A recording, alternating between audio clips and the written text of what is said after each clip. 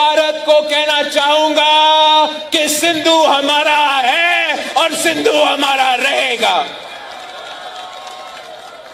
या इस दरिया से हमारा पानी बहेगा या उनका खून बहेगा। नमस्कार, अस्सलाम वालेकुम, सत श्री अकाल, जय झूलेलाल। मैं हूं जी प्रेम मटलानी और आप देख रहे हैं हालात हाजरा का प्रोग्राम। हकीकत ये है, इब्तदा में आपसे दरख्वास्त है, चैनल जरूर सब्सक्राइब करें।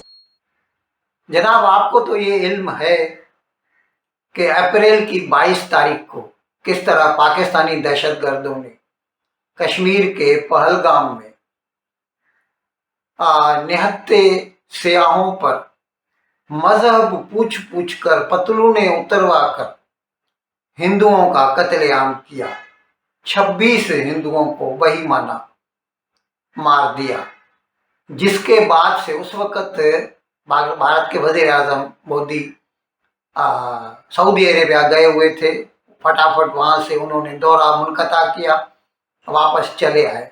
दूसरे दिन मोदी ने ये ऐलान किया, मतलब कैबिनेट के साथ मीटिंग की, और उसके बाद जो स्टेप्स लिए गए उसमें एक ये भी था कि पाकिस्तान के साथ जो हमारा तकरीबन 60-65 साल पुराना इंडस वाटर ट्रीटी है, ये सिंध तास समझौता उर्दू में कहते हैं जिसे, उसको हम सस्पेंड कर रहे हैं, कैंसिल नहीं कर रहे हैं, सस्पेंड कर रहे हैं।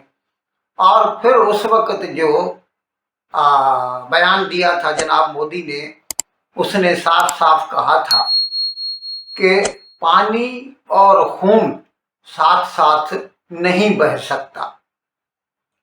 अगर आप हमारा खून बहाएंगे तो हम आपको पानी नहीं देंगे। अब उसके जवाब में पाकिस्तानी, अभी जैसे साबिक वज़ीर ख़ारजा बिलावल भुट्टो, उसने एक तकरीर में कहा कि आप हमारा पानी रोकेंगे दरियाए सिंध का तो दरियाए सिंध में हिंदुओं को खून बहेगा, उसने ऐसा कहा था। और इस तरह पाकिस्तान के कई यूट्यूबर हैं, हसन निसार है, कमर चीमा है, सब लोगों ने धमकियां दी। एक टीवी इंटरव्यू में इंडिया के पाकिस्तान का पानी रोकने के सवाल के जवाब में एटमी साइंसदान समन मुबारक मन ने कहा कि भारत ने हमारा पानी रोका तो हम एक बटन दबाएंगे तो भारतीय डैम उड़ जाएंगे। डैम उड़ाना हमारा मसला नहीं, इस बात का इंडिया को भी पता है और हमें भी। ये बिल्कुल ठीक कहा उन्होंने, बिल्कुल ठीक कहा। और बात सुनो, ये कॉमन सेंस की बात। पानी मामला, अब मोदी ने कहते 6 महीने रखो मेहमान पाकिस्तान, तो मोदी भाईजान बात सुन लो, हमारे यहाँ पानी पे कत्ल हो जाते हैं।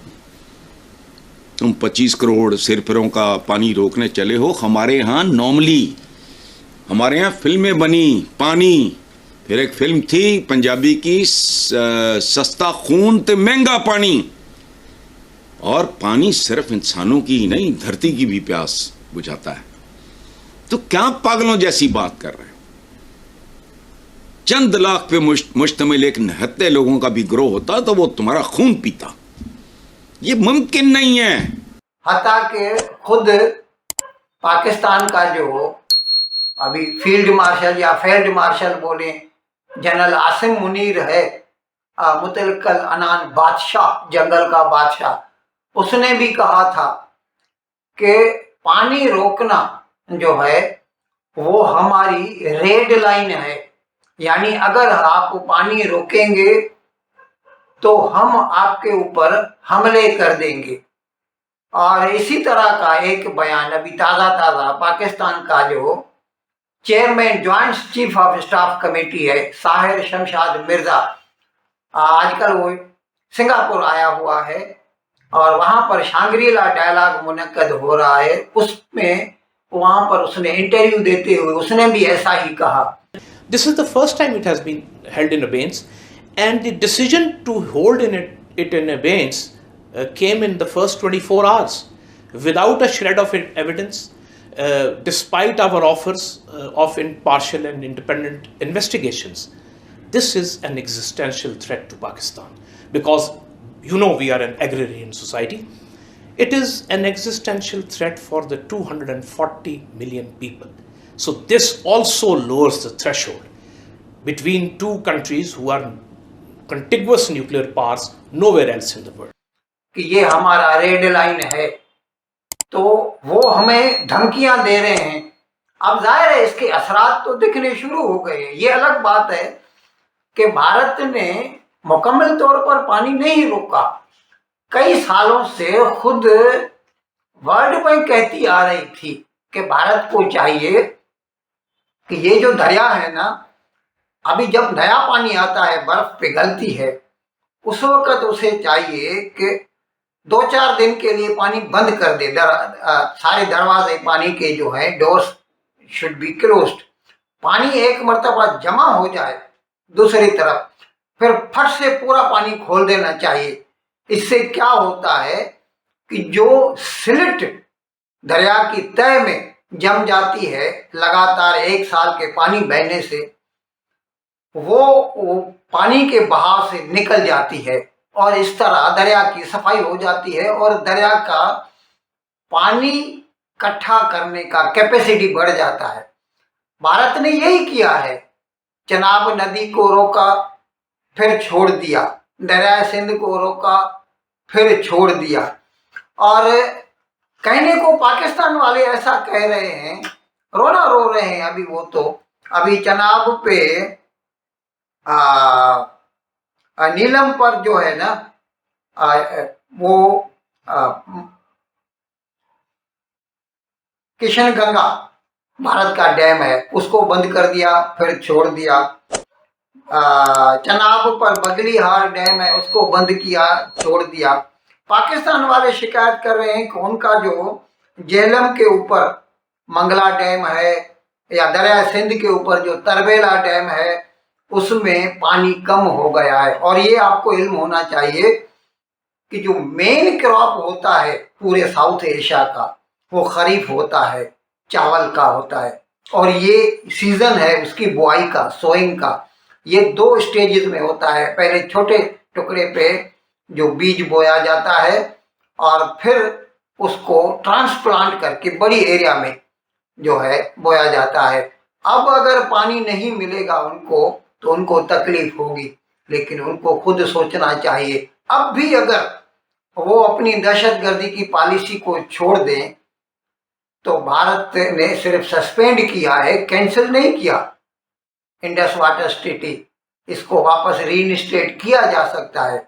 ये सोचना पाकिस्तान का काम है कि उसके मुफाद में क्या है। लेकिन पाकिस्तान वाले अब भी अड़ियल हैं और उनकी जो जुबान है वो सिर्फ खून बहाने की बातें कर रही है। आप खुद सुन लीजिए। पाकिस्तान का पानी बंद करेंगे, जब टूटी बंद करेंगे तो ये भूखे मर जाएंगे। This is what prime minister Narendra Modi's approach is.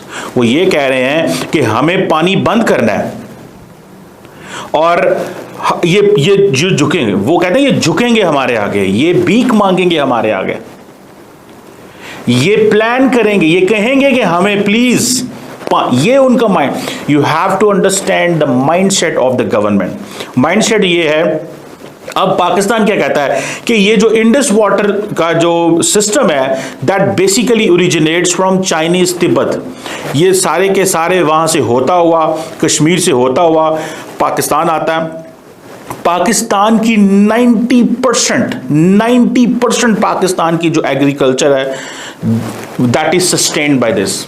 It means 250 million people can die. If there is no food, no agriculture, no production, हमारी कंडीशन तो बन जाएगी दुबई वाली, सऊदी अरब वाली। सो इंडिया कहता है कि ये जो पाकिस्तान के 250 मिलियन लोग हैं, इन तक पानी बंद करो, टूटी बंद कर दो, ये खुद ही इनकी जो है वो मौत हो जाएगी। That is what is the कि अब पाकिस्तान ये कह रहा है कि सारी बात है, ये पाकिस्तान को फ्रेजाइल करता है। दैट मेक्स पाकिस्तान कमजोर, वीक। पाकिस्तान की नेशनल सिक्योरिटी से कॉम्प्रोमाइज होती है, पाकिस्तान की नेशनल सिक्योरिटी से कॉम्प्रोमाइज होती है। ये याद रखें इस चीज को। और अगर पाकिस्तान की नेशनल सिक्योरिटी से कॉम्प्रोमाइज होती है तो what will Pakistan do? Pakistan कहता है we will do everything that basically जिससे हमें पावर मिले, जिससे हम सिक्योर हों, वो कुछ भी हो सकता है। और हम अपना जो नेशनल इंटरेस्ट है उसको डिप्लोमेटिक एंड लीगल तरीके से सिक्योर करेंगे। ये कोई चीज़ नहीं होती, याद रखें, डिप्लोमेसी और लीगल कुछ नहीं होता, असल चीज़ होती है पावर। उन्होंने आपको मैयर किया, मैयर करके उन्होंने आपसे ये फैसला लिया। आप जितनी मर्जी diplomacy legal, diplomacy legal, diplomacy legal, diplomacy legal करते रहें, ये कुछ भी नहीं है, ये सिर्फ अल्फाज का गोरख धंधा है।